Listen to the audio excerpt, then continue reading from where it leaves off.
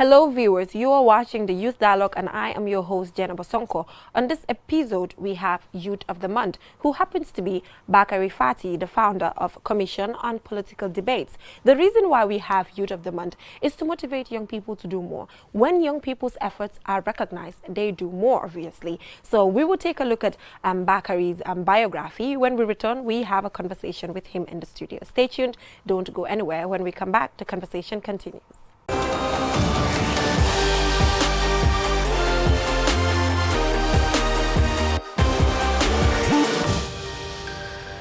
Bakary Fati is Youth Dialogue's Youth of the Month. Let's take a look at his profile.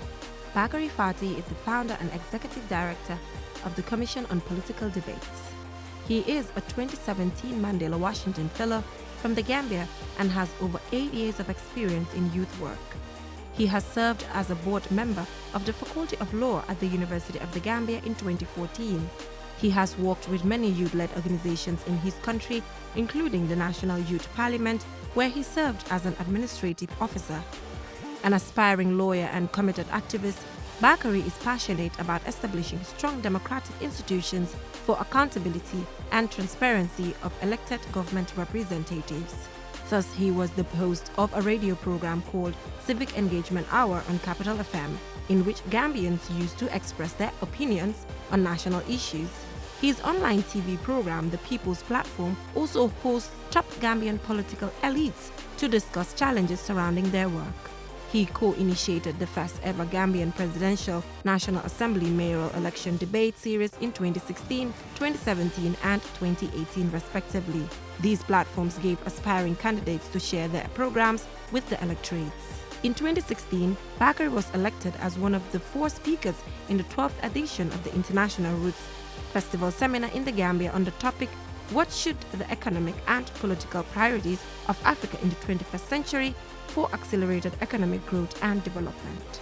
As part of his success story, since after his return from the Mandela Washington Fellowship, Bakary participated in the 2017 World Forum for Democracy in France as a moderator on one of the lab discussions on civic education. How does it increase resilience to population?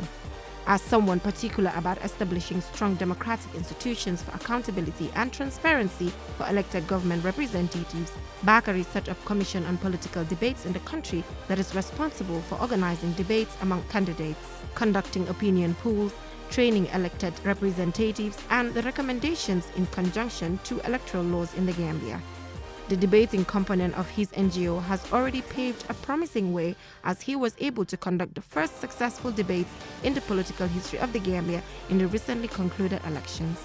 He has shared the global stage with many young leaders in Africa and beyond, notably countries like the United States of America, France, Germany, South Africa, and Senegal. This is Bakary Fati for you.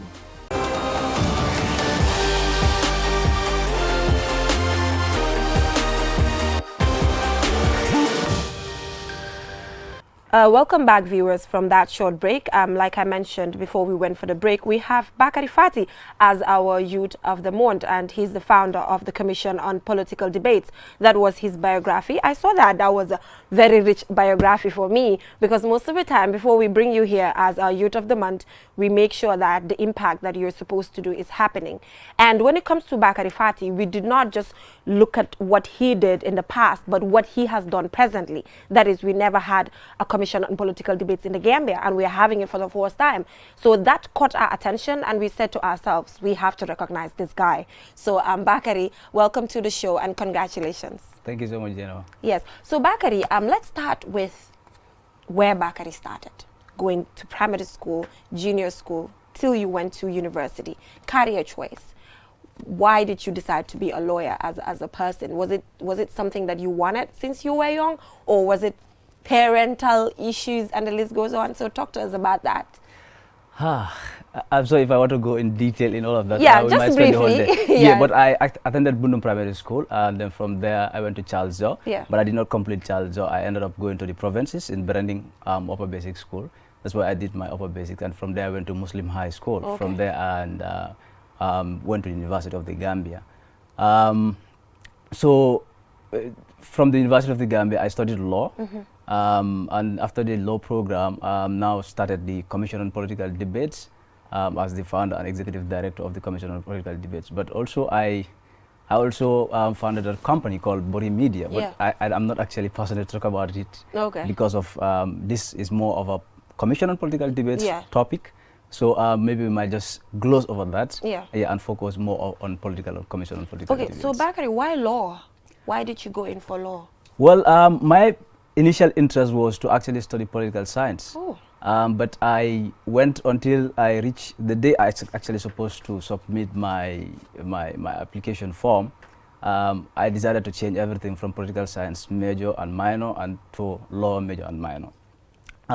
Because I had a lot of things actually going on through my head regarding what are the possibilities if you study political science in the Gambia, knowing exactly what was actually going on at the time. So I said perhaps law might be the best thing for me to study, ground myself so that tomorrow, whatever happens, still now I can follow my passion, that is politics. And that is why today we are here to talk about the Commission on Political Debates. Yeah, you talked about the present environment at that time, which will be Jammeh, of course, the fact that he was here. So can one say that you studied law to further defend victims of human rights violations at that time? Can one say that?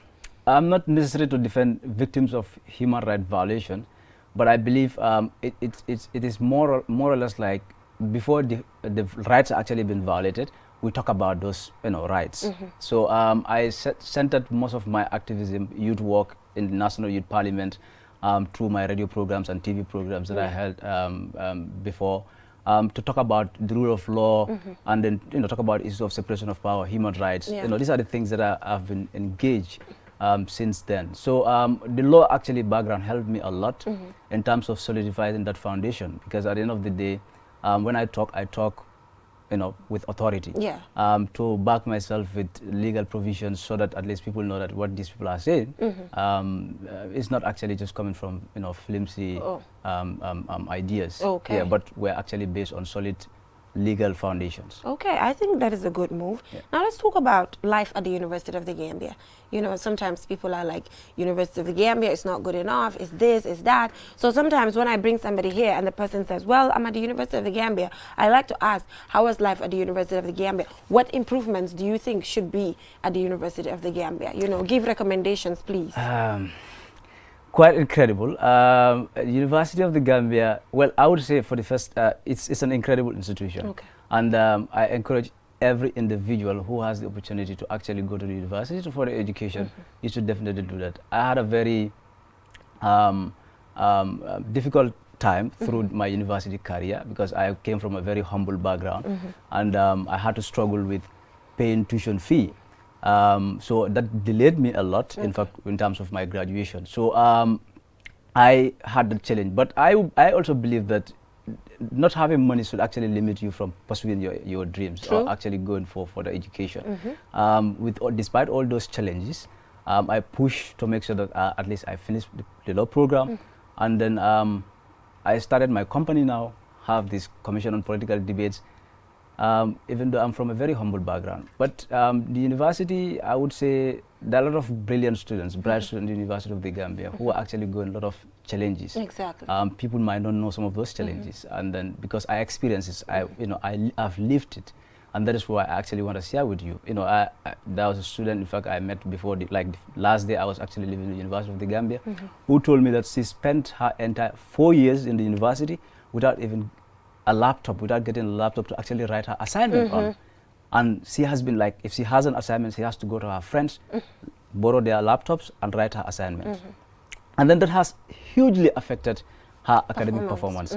Not only that, but regardless of the laptop, you look at the tuition fee itself. These are students who would actually do all the assessments, and when they get to the examination hall to sit there to their exams, they will tell them that, look, you have not completed your tuition fee, you have not paid your tuition fee, therefore you cannot take exams.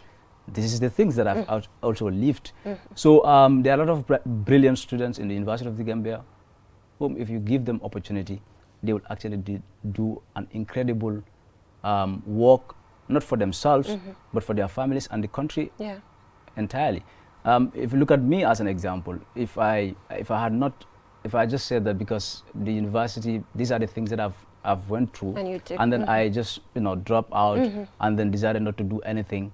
Today I wouldn't have been here to talk to you about the Commission on Political Debate. Yeah. I wouldn't have been in a position to invest, to start a company like Body Media. Yeah. So despite all the challenges, despite all the odds, I decided to actually defy them. Yeah. Yeah. I think that is very important. And then, sometimes I say that companies now should come up and take up their corporate social responsibility when it comes to tuition fees.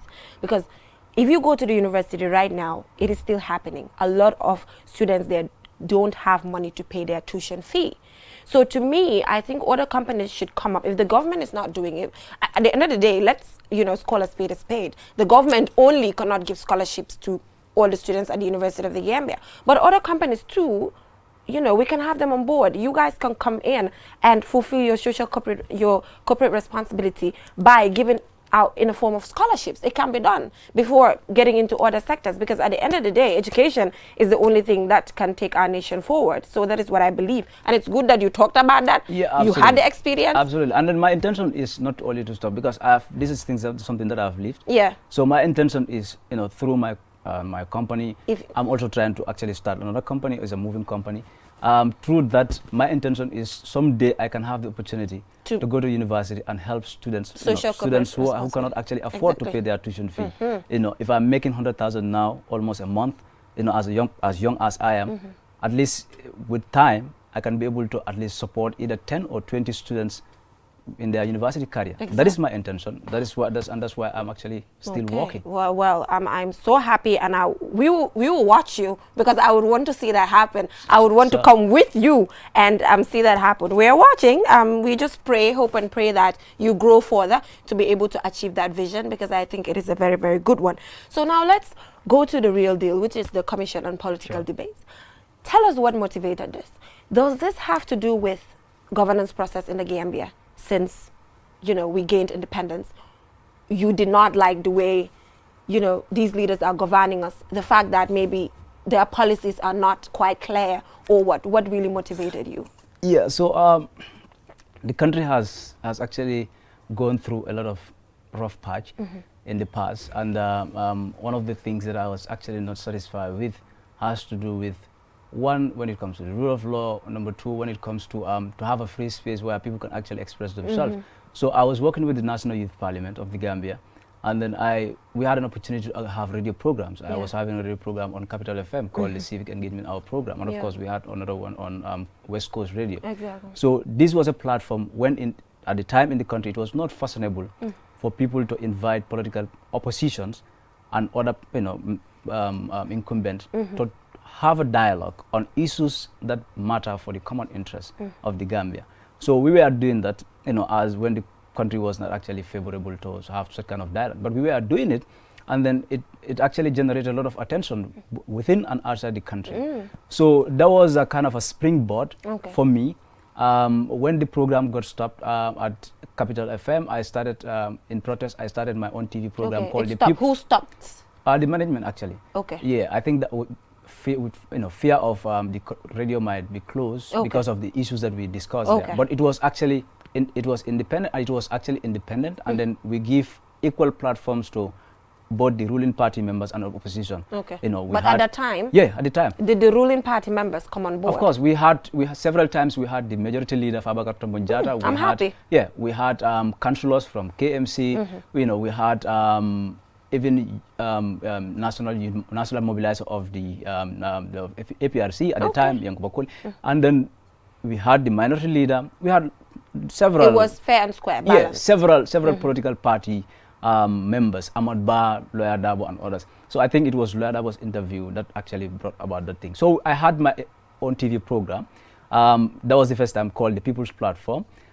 We had that interview with Dabo at the American Corner, and then that ensued the 2016 presidential election. So realizing that there is a huge vacuum where there is no platform where it will have the political candidates, to all of them to come on board and actually express themselves regarding the policies and programs that they have for the electorate, he said, okay, since we have this idea but it was not available, why not we start something in 2018? So the Commission on Political Debate the idea was available since 2016. Wow. Established in 2016, but we registered it officially with the Minister of Justice and Attorney General's chambers in 2018.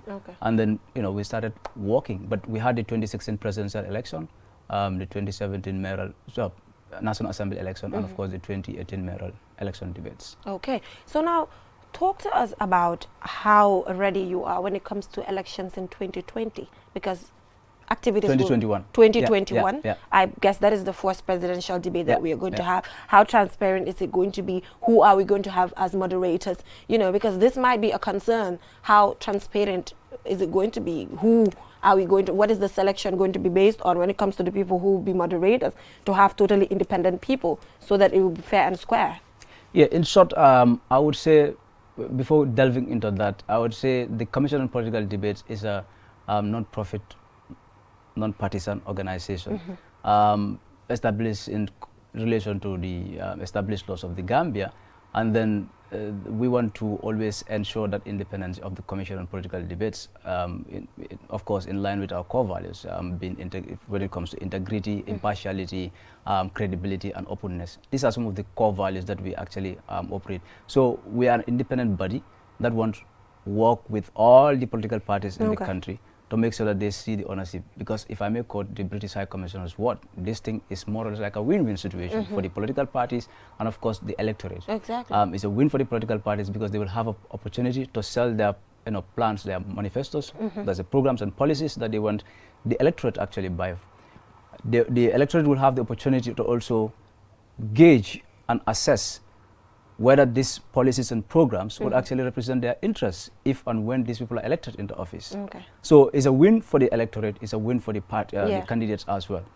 So that said, the CPD is actually here to strengthen the democratic dispensation that we have in the country to make sure that at least we have a credible election, we have a credible debate when it comes to politicians in the country. And what we want to do is to reach out to all these political parties for them to see that ownership. Because at the end of the day, what matters is what we are doing. We want to help all the political parties, all the candidates to feel comfortable to stand on the stage, to express themselves, sell their manifestos, sell their policies, sell their programs to the electorate. Because at the end of the day, it is the electorate who will decide which of the manifestos, which of the programs and policies best suit their interests. And that's what they will actually do. So we will reach out to all the political parties. We reach out to all the potential partners, like the IEC, which is a very crucial institution when it comes to organizing elections in the country, to make sure that we work together to organize a credible, free, fair presidential debate in 2021. Hoping to see that. So where will this be held? Is it going to be at the Independence Stadium? Because I mean, yesterday I was just thinking about it. I'm like, considering all the candidates that people are expecting that we will have in 2021, which venue, you know, are you guys targeting? Should I say the Independence Stadium? Well, I cannot actually decide on the venue at this material time. But what I would say is that we will try in as much as possible to accommodate all the candidates, regardless of the size, the number. That's why we actually want to work with all the key partners when it comes to elections in the country, with IEC and then all other stakeholders, whether National Council for Civic Education. These are all crucial entities. So we'll work with all these partners to make sure that we look for a venue that will be suitable. It doesn't mean that the venue will be able to accommodate everyone. I mean, I'm just joking. Actually. So, I was just thinking about it yesterday, and I'm like, well, how is this going to be? But I believe by invitation, that should help. Certainly, that will be something we might consider by invitation, because we may not be able to accommodate every individual. Or perhaps we will use the OIC Center. That could be a very good place. That would be a very good place at that point in time. And who knows, we might be able to have that. Absolutely. Yes. So let's talk about the launching. I mean, when I saw the videos of the launching, I wasn't very happy when it comes to the turnout. And, you know, Uncle Madi Jabata did mention that he's not happy that a lot of politicians wearing in attendance, because this is their own commission, because it is for them, like you said, it is a win-win situation. Yeah. You know, they have a part to play. So talk to me about the launching. Yeah, so the launching, we had the launch on the 10th of October, 2019. And I think I would say basically what affected the turnout, all the political parties were actually invited, including the ISC. In fact, the Vice President also invited to actually make the opponent statement. And I think Mahdi's response was in relation to government officials not actually taking the ownership. Because if you look at it, all the diplomatic corps that we've actually invited, they all turn up, whereas the British High Commissioner, the US Embassy, the UN. All of them were there. Yes, I saw them. The EU ambassador, they were all there. They all left their busy schedules and then they attended.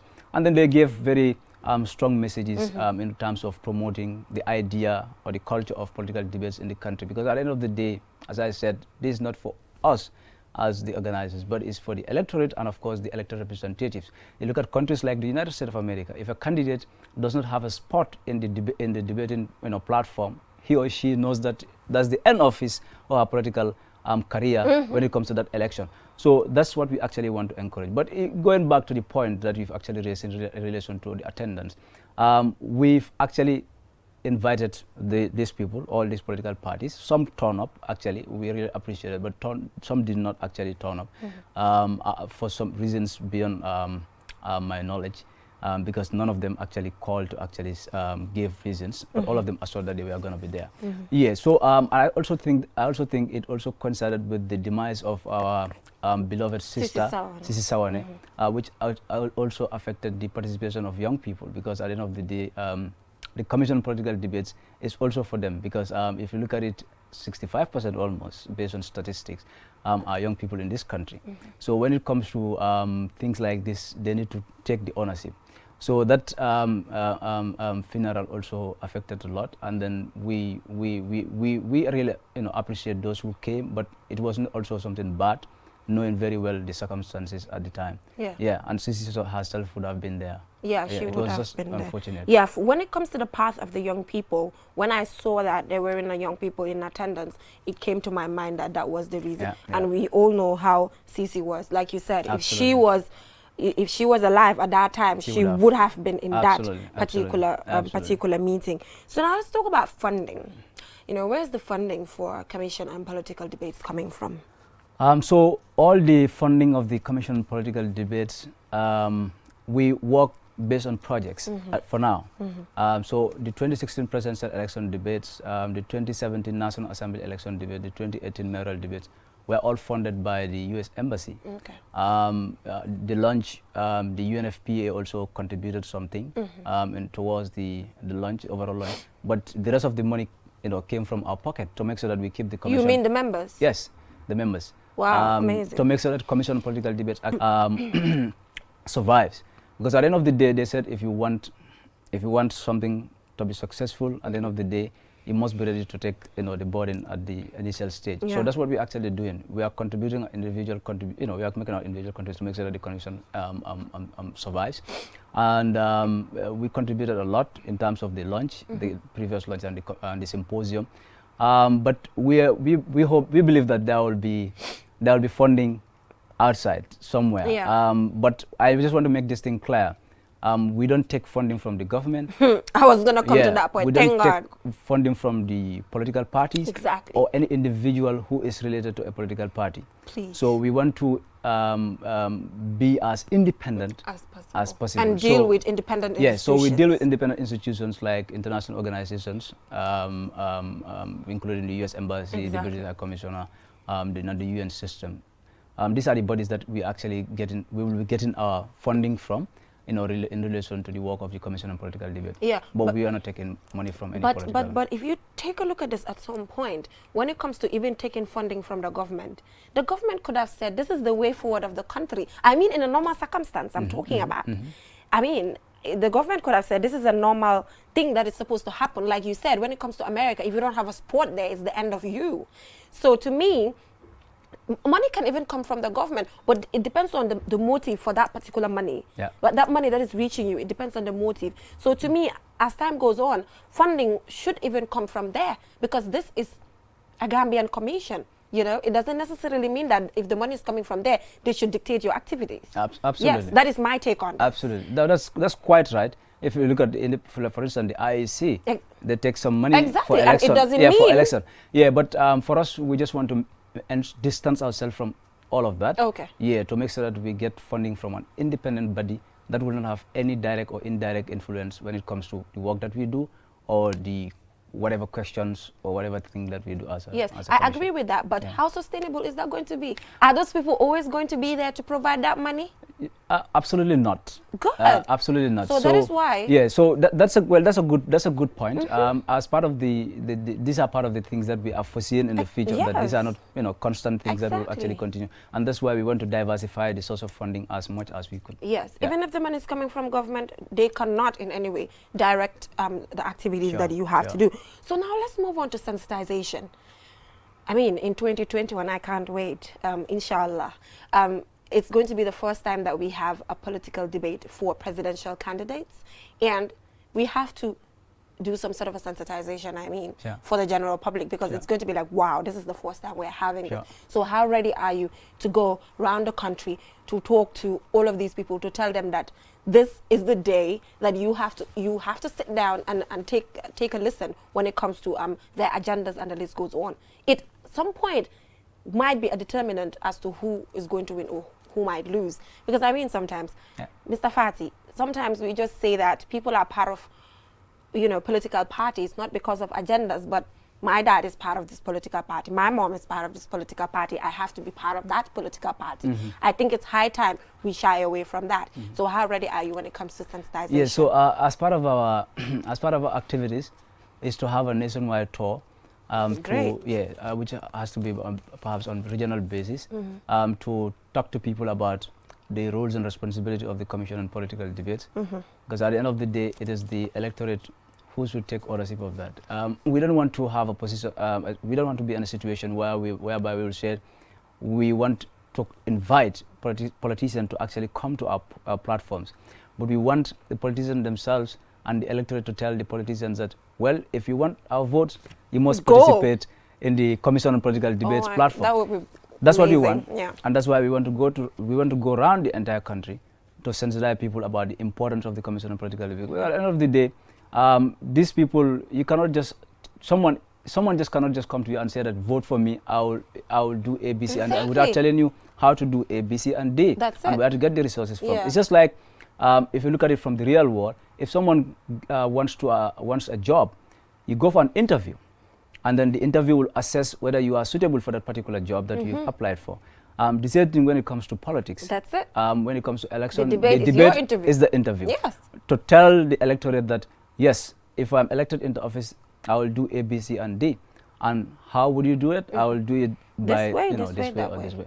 So that's why we will actually. So the sensitization we will certainly happen. we'll certainly do that. And I would really hate to see a boycott, because don't go. It's a which don't go. If you boycott, it should be a general thing that if you boycott that election, nobody's gonna. If you boycott that debate, we are in voting for you.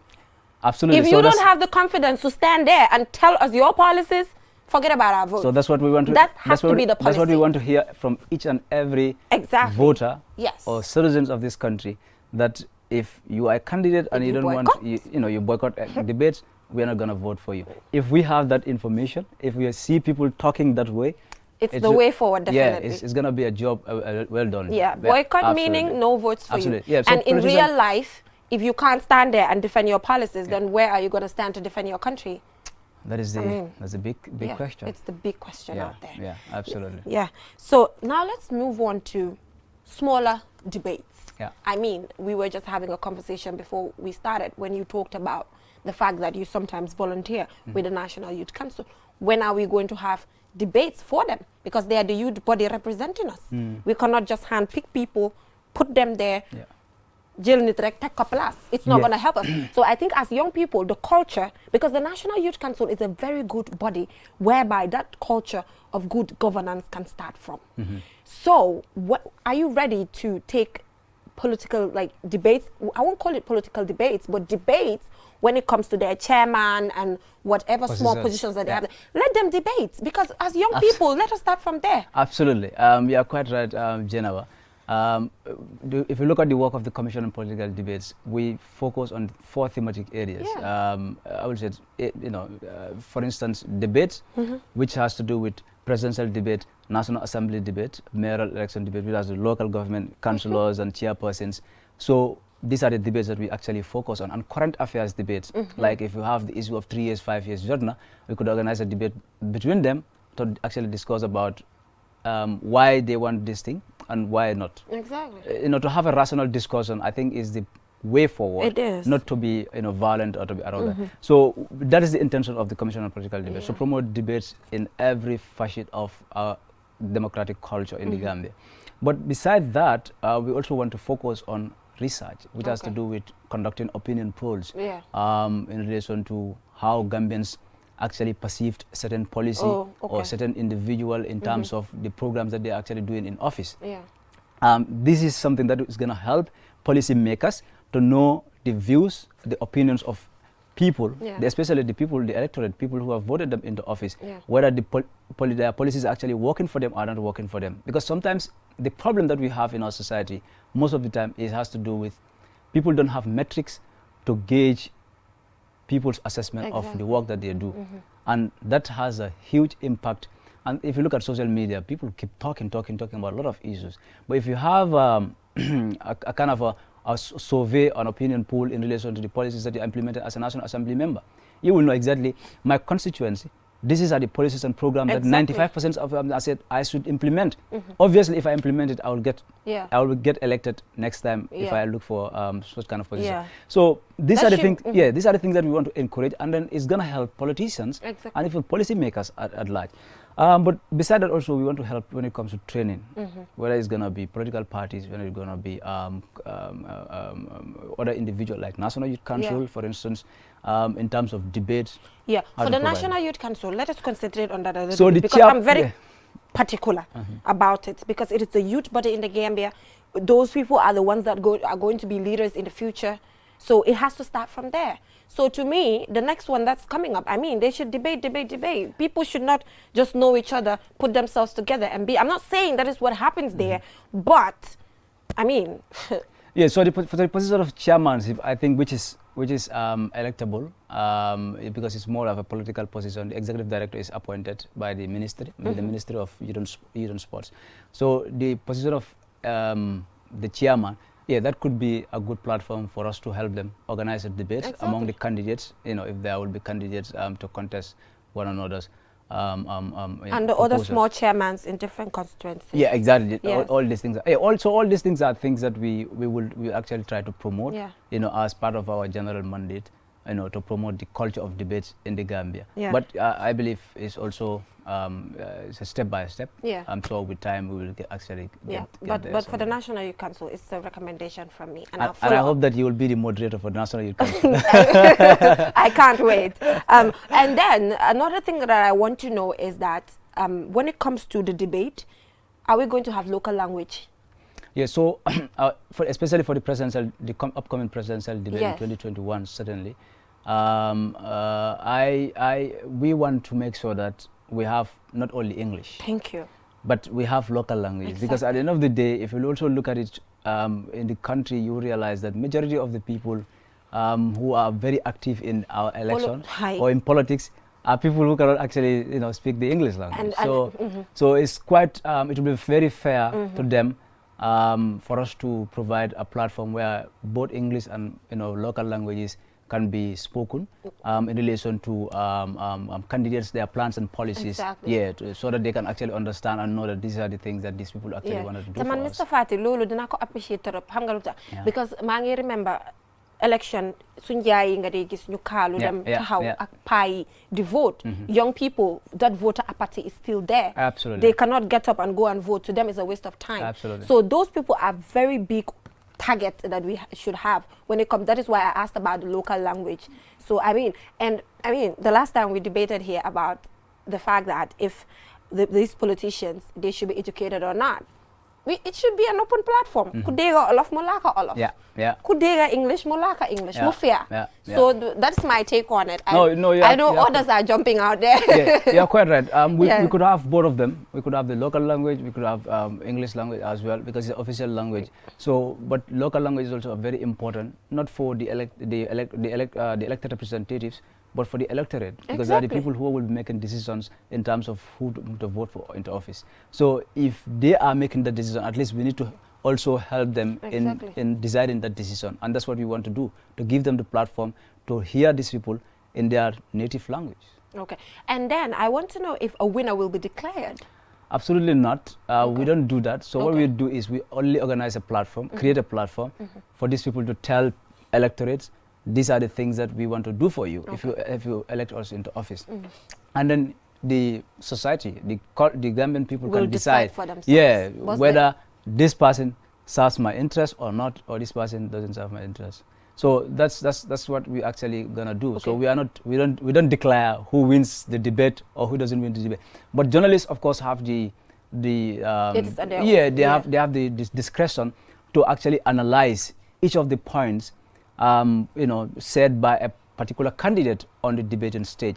And I think if you look at other advanced countries where debates is actually taking a center stage, you realize that immediately after the debates, there will be analysis on different TV stations to actually highlight and analyze different points raised by different candidates. Yes. Okay, so I guess we've exhausted Commission on Political Debates. We are just waiting for 2021, inshallah. I know all of us can't wait, because that, to most people, is going to be the most exciting elections that we will have in the Gambia. Not because of anything, but just because of the fact that there's a platform that is created for these politicians for the first time to come and debate. I mean, just that is very important. So before we leave here, what is Mr. Fati doing aside from Commission on Political Debates? Yeah, as I said earlier on, I started a company called Body Media. Of course, I'm also doing rice and sugar importation in the country with my partner. So these are the things that I'm actually engaged into, but they are more of a business. This is more of a real life political work. So that's why I don't actually mix all of them. But if you also want me on your platform to talk about business, to talk about motivating others not to give up on their dreams, so I'll be available to do that, not to mix it with this important work. It seems like our youth of the month is very versatile. I've just tried, So basically those are the things that I do. But my vision for the Commission on Political Debates is to see a society where at least the culture of debate would be nurtured and will be practiced all over when it comes to our political and public life. Yeah, thank you so much, Mr. Fati. Normally, when I have my Youth of the Month on the Youth Dialogue, I ask you, if you follow the Youth Dialogue, what do you think about the show? What improvements do you think we should have? We are a show that is not afraid to improve. All the time when I'm closing, I ask the viewers to go to social media. If they have any comments or recommendations, they can tell us. We'll pen them down, if not even implement them. So normally when I have my Youth of the Month, I'm like, how are we doing? What do you think is lacking? What should we incorporate? Yeah, well, I do follow the Youth of the Month program and the Youth Dialogue also. But I would say probably you might also try to focus on people in the provinces, in the rural areas. There are a lot of incredible young people who are doing amazing work. Perhaps they don't have the opportunity like me to be featured on QTV program when launching my Commission on Political Debate, or to be opportunity to do A, B, C, and D, and then the media cover it. But a lot of them are in the countries, inland, who are actually doing incredible work. So if you could find mechanisms and ways how to reach out to those people and bring them on this platform, I think it will be an inspiration to a lot of young people also in the country. I know we've had few, young people in the rural areas, but there's still room for improvement. And mind you, this recommendation that you just gave is the recommendation that every Youth of the Month gives, that we should, encourage more people that are in the rural areas. And the last time when I went to Soma, I was so happy. I have the likes of Alassane Ba and others who are staying in Soma and other places doing extremely well. So I would try by all means to go to the rural areas more and more, because the last time that we went there, it was so impressive, and the feedback from the public was as well very good. So thank you so much, Mr. Fati, for coming to the show. Final words. We really appreciate the fact that you came all the way here. You're welcome, Jennifer, and I am so happy that and so appreciative of the opportunity. I am really glad to be here to share, this little piece of story that I have with other people, and I do hope that people would actually take the Commission on Political Debates as their own. Let's embrace this body, because at the end of the day, if the Commission is able to provide a platform for the politicians, whatever policy they make, whether you're a journalist, whether you're a farmer, whether you're a business individual, it's going to affect you directly or indirectly. So we need to own up this body and then see the benefits attached, not for our individual interests, but for the collective interest of the country. Yeah, but Mr. Fati, sometimes I ask very weird questions to my Youth of the Month when they came. Few of them have escaped these questions because sometimes I just forget and I don't ask them. But for you, you are part of the unlucky because today it's just on my mind. So these are just general questions like, what's your favorite color? Black. Black, okay. Yes. And what's your favorite food? Plazas. Okay, so and what does Mr. Fati like doing during your leisure time, apart from putting political debates aside? Well, I actually love to look into my laptop. Okay, no basketball, no football. Yeah, that's the horrible part of me. So my friends, will always complain that I don't have a good life. Yeah. I'm always my face is always glued to my laptop. Yeah. But I think that's what I do most of the time. If not, I'm indoors. Okay, but the exercise is good sometimes. Yeah, I do that from time to time, but I got tired. Okay. So I said, okay, I cannot do this thing again. It's too much. Okay, I have a lot of things on the table. Yeah, but before I used to go to the gym to actually do some exercise. But when the lunch and everything started, I got very tired. I said, okay. And Mr. Fati is not married, no? No, I'm not actually married. Okay, all so right. all proposals are available. Applications can come. I know, right? Thank you so much, Mr. Fati, for coming. We really appreciate it. So basically, I went out and about to talk to some of the people that know you, some of the people that you've walked with, and we will take a look at that video of people that he's walked with or know him so well and what they have to say about him. So let's take a look at that, and when we come back, the conversations continue. Stay tuned, don't go anywhere.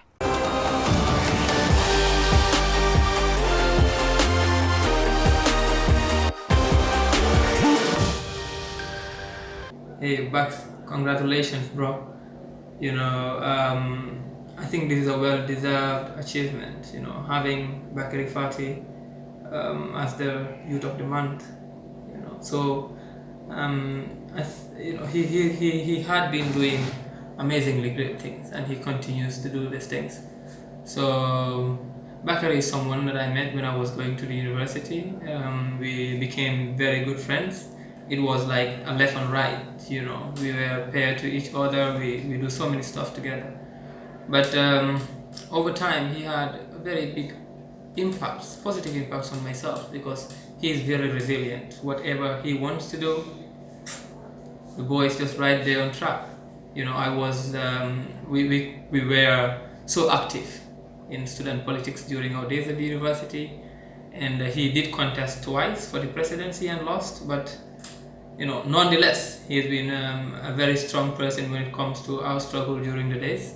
And I can remember the second time when he tried to run for presidency, and I said, you know what, bro, don't go for this, just relax. And he did tell me, bro, you are my chief strategist. So if you start losing hope at this time, what will happen? So I see this multiply itself in him when it comes to so many leadership areas that I did actually work with him, because we have had several trainings, national youth trainings, NTMS, National Training and Motivation Seminar with Isaac in Senegal. And then we did actually bring an Isaac expansion in the Gambia to the University of the Gambia. So he was the country coordinator, and also when he was trying to build the commission for political debates, when the inspiration came to him, he did inform me about that too, and send emails to me that you need to revisit this, review my concepts, see what I am about to do, because I have the belief in this and I think it's going to work. So that's not just it. The bro, the body, is into so many other stuff, when it comes to leadership. And because of his dedication to what he wants to do and how committed he is, I always think he can make great in whatever endeavor he finds himself in. And this manifests itself that he was a fellow, a Mandela Washington fellow, and country director of IASEC in the Gambia, now a co-founder and executive director of the Commission on Political Debates, and so many other things. Sometimes he does his work in the kitchen. I'm telling you this. He will tell me, okay, I want to do this, and I think this success is going to start from the kitchen. So he had or has that strong belief in himself. And being someone who is very close to Bakary, he trickled down his spirit onto me, and I think the idea of never give up, keep the struggle going, is something that we had, in our camaraderie relations.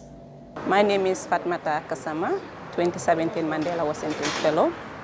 I'm the proprietor of Girls Pride. What we provide reusable sanitary products for women and girls. I know Bakary Fati in 2017. We were both selected for the Mandela Washington Fellowship. So since then, I and Bakary have become friends. We became very close. Bakary is someone who is passionate about what he does. He's consistent. He's one of those people I know, they have passion in what they are doing. He keeps saying, Commission of Political Debates, we're going to do something big in the Gambia. We're going to be the first people to bring presidents together to debate, to tell people what they're going to do. And this started since 2016. And because of that, that is why I say Bakary is consistent. He is working on it. It's very challenging, but one thing I like about him, he does not just sit down and say, I know this, I'm going to do this. Bakary always consult people. Like, I always depend on him. He's that type of person that you can always reach out to, any time of the day. I can call Bakary at night. Bakary, this is what I want to do. What advice can you give me? Do you think it's ideal for me to do this? We can spend a lot of time talking over the phone, or sometimes he would tell me, let me invite you over lunch. We talk about it. So the same thing, if he has something and he thinks he needs someone to talk to and I can be at the position to support or give advice, he will call me. Bakary will not say, I am more educated than this person, or I've been to the US, or this person did not go to school. So he will consult everybody. He seeks advice from everybody. So that is one thing I like in him. He's passionate and he has empathy in people. So Bakary has been working so hard on the Commission of Political Debate, and trust me, 2020 election is going to be a bomb. And then he is someone who amazes and inspires me. There was a day I visited Bakary, but what I saw in Bakary's sitting room, it's like whenever Bakary gets up, the first thing he's going to see is his objective, to-do list for the day, his objective for the week, what he wants to achieve for the week. I was like, Bakary, are you okay? He said, yes, because any day I get up, I know what I need to do for the day. I know what I need to achieve for the month. In 5 years, in 10 years, It means he has plan, he has vision for his life. And then one thing he came up with that was really innovative was the body media, where he advertises for companies. He was able to take a Gambian university student as an intern and provided a short-term source of employment for him, which is very encouraging. It means Bakary is not only interested in his personal development, he is also empowering young people. So what I would just tell him to keep it up, and then continue inspiring people.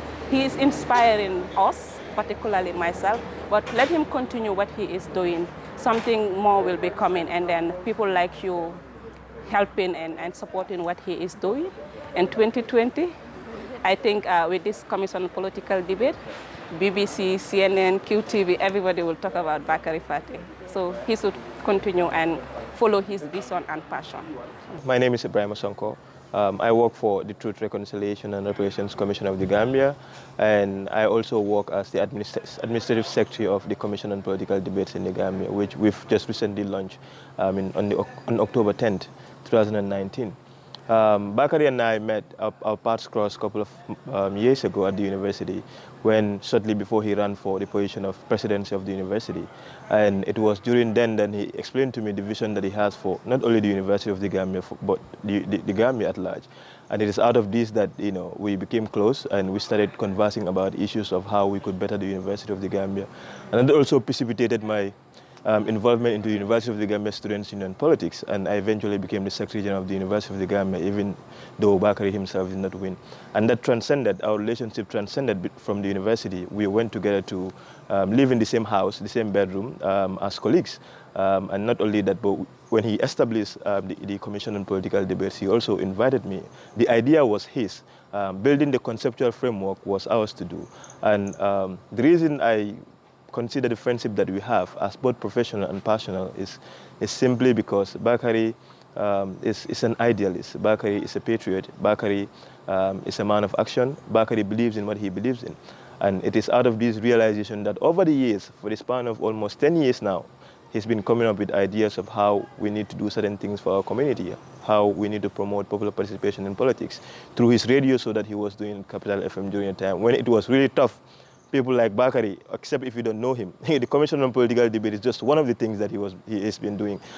Even some of the things that he was doing was one of the reasons he also made it to the United States for the Mandela Washington Fellowship. So he's an excellent young man, very admirable qualities, a fantastic human being, which I'm very, very honored to call a brother and a friend and a colleague in the service of our nation. And I cannot find any more deserving individual for this award than Mr. Fathi.